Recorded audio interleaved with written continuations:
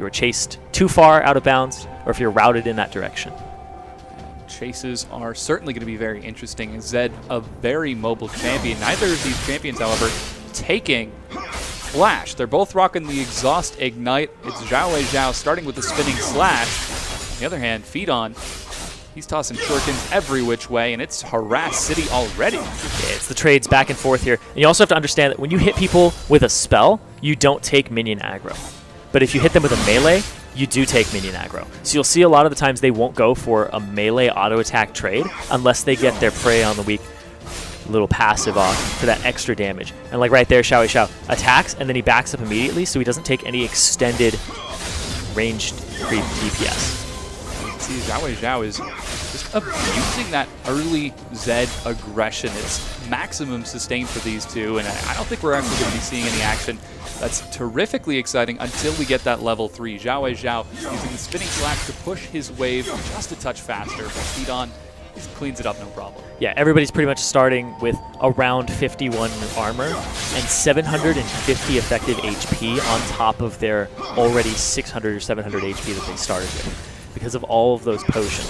So FeedOn's actually going to get that early level 3 and immediately try to pressure XiaoWeiXiao, but he's going to get that last creep to just even it up, and there's the exhaust. Exhaust goes down. XiaoWeiXiao with a quick level 3. He's not going to burn his Ignite, however. Instead, to keep the lane nice and pressured. Yeah, it's just exhaust and ignites for both of these guys.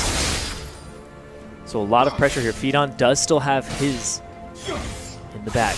Yeah, it's the last health potion for FeedOn, however. He's going to have to recall soon, and that's going to set him behind in a lot of CS. Remember, recall is allowed, but that's a lot of time with XiaoWeiXiao with a big wave on his turret. Yes, and here's the thing is that turret, with Zed, it's actually quite easy to last hit underneath the turret, but he has to dodge shurikens while he's doing it. And if XiaoWeiXiao opts to do more damage to him, then he's definitely going to have to back after that. No TP taken here on FeedOn, which is something I think we might see from some people who go for a CS strat. But right now, FeedOn is backed into a corner.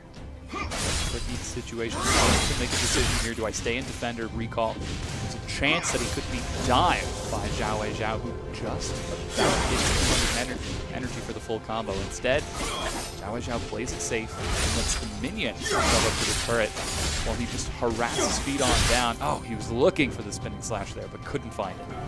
Yeah, he's going to actually take his first back of the game. XiaoWeiXiao already 8 CS up. He's going to try to shove this into the turret, but if you're going to back on a wave, you do it on the cannon minion, because it's going to take a little longer to get to that turret, so you don't miss out on as many CS. FeedOn on the recall, he opts for a Doran's Blade, additional sustain, plus another 5 health potions. Sustain is the name of the game. That's 750 health. Let's see what XiaoWeiXiao takes with this additional 13. He's going to get another Doran's, double Doran's for himself. Yeah, there's going to be a lot of Doran's Blade buying inside these one-on-ones. It's something we saw in Best Riven, something we saw in Best Lee Sin, because of the fact that it's just so gold efficient, and you don't know how long the game is going to go on, so you can't really buy components for things like a Bilgewater Cutlass. We might see a Vamp Scepter out of somebody for the sustain at some point, and then the possibility of getting a Bilgewater, but I do think that Doran's Blade is going to be overwhelmingly what people want for dueling combat stats. The duel, XiaoWeiXiao with level 5 brings FeedOn already down to 3/4 of his health with one single poke combo. This is a tough situation for FeedOn. He's got a nice big wave building, but he's down in AD, he's down in CS, he's down in just about every aspect. He's also down on the level 6 power spike from XiaoWeiXiao. These guys don't have flash. Remember? So if XiaoWeiXiao is able to close this distance with his ultimate, FeedOn still has the exhaust in his pocket, still able to blow that to lower the damage of the rank 1 ultimate from XiaoWeiXiao, but we'll have to see. Tricky situation, some auto attack high-fiving going on from the two. The wave is pushed now on the XiaoWeiXiao side of the map for the first time in 6 minutes. XiaoWeiXiao on the defensive, but he does have higher AD, he does have higher ratios. Only a few minutes away from that all-important level 6. If he gets level 6 first, he's going to get it first. It's going to be right there.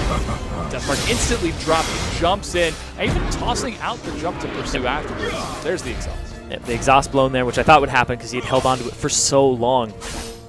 But that's the ultimate out of XiaoWeiXiao. The cooldown on it is kind of decent at rank 1, and the fact that these guys aren't going to be building any cooldown reductions. But there it is. He drags him underneath the turret.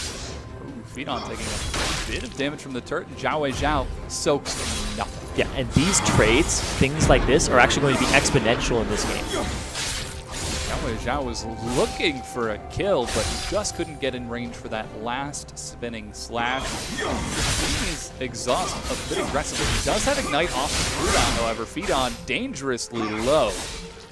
He's below that threshold there for the passive of XiaoWeiXiao's auto attacks to actually do that extra bit of % HP damage. So FeedOn does not want to be anywhere close to where XiaoWeiXiao can go in, because if they trade autos, it's no longer a trade that he can win just by hitting, or even go even, because XiaoWeiXiao is going to get that bonus damage on top of it. So once you reach below 50% threshold, you pretty much have to back on Zed. Already all 5 of his health potions gone. FeedOn decides to take it defensively and starts recalling. Oh, this is the cannon minion wave. FeedOn, this is a dangerous position to find yourself in. I don't know if I agree with his still being in lane. Level 7 picked up by XiaoWeiXiao. Half health for FeedOn and Ignite on the cooldown. This could be a dive if XiaoWeiXiao is getting fast. Turns out he isn't. Yeah, he's just going to hang around here. He has to kind of do that. The tower's already half HP. XiaoWeiXiao might win this via tower destruction.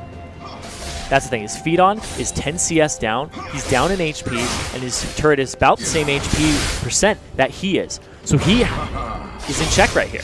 Goes down, FeedOn jumps the wrong way, Ignite takes its first blood. XiaoWeiXiao takes the win in game number 1. And when to punish people for using a living shadow.